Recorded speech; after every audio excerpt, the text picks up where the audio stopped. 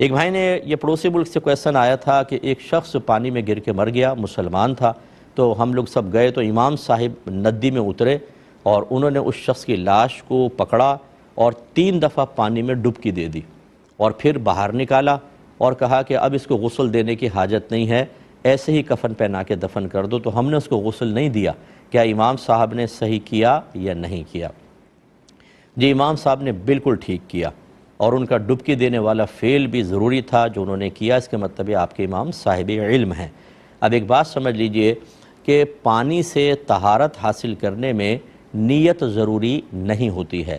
وَأَنزَلْنَا مِنَ السَّمَاءِ مَاءً طَهُورًا، اللہ نے ارشاد فرمایا کہ ہم نے آسمان سے پاک کرنے والا پانی نازل فرمایا۔ تو اس میں پاکی کا وصف ہے، آپ نیت کریں نہ کریں پاک ہو جائیں گے۔ جیسے آپ سمندر میں چلے گئے، آپ نے ایک ڈبکی لگائی، باہر نکلیں گے آپ باوضو ہیں، اگرچہ آپ نے وضو کی نیت نہیں کی۔ اسی طرح اگر ایک مردہ پانی میں موجود ہے تو اس پہ تو پانی پہلے گزر گیا، اس کا غسل ہو گیا، لیکن ایک زندہ لوگوں پر ذمہ داری ڈالی گئی ہے کہ آپ مردہ کو غسل دیں گے۔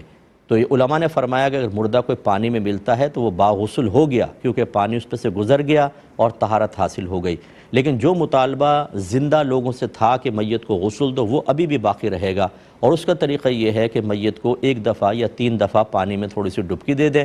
یہ گویا کہ ہم نے ایک عمل کر دیا اس کی طہارت کے لیے، پہلے وہ پاک تھا اور جو ہم پر عمل لازم تھا وہ بھی ڈبکی کے ذریعے ہو گیا، تو یہ مردہ بالکل باغسل ہو گیا، اب اس کو غسل دینے کی حاجت نہیں ہے۔ تو امید ہے کہ آپ سمجھ گئے ہوں گے۔ ایک اور بھائی نے کویسچن کیا کہ کوئی غسل کرنے کے بعد، غسل کر کے باہر آیا، ہارٹ اٹیک آ گیا اور اس کا انتقال ہو گیا، تو کیا اس کو غسل دینا ہوگا کہ نہیں؟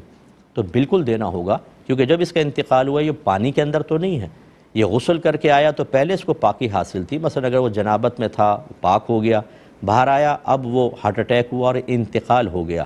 تو جب کوئی مرتا ہے، یاد رکھیں مسلمان، اگر وہ پانی میں نہ ہو، یعنی پانی میں ہو، یا ویسے تو بہرحال اس پہ ایک دم جنابت طاری ہو جاتی ہے، اب اگر پانی میں ہو تو پانی سے وہ جنابت دھل جاتی ہے، اور پانی میں نہ ہو تو پھر ہمیں غسل دینا ہوگا۔ تو یہاں یہی ہے، پانی میں تو نہیں ہے، لہٰذا ہمیں ان کو غسل دینا ہوگا، تبھی یہ پاک ہوں گے۔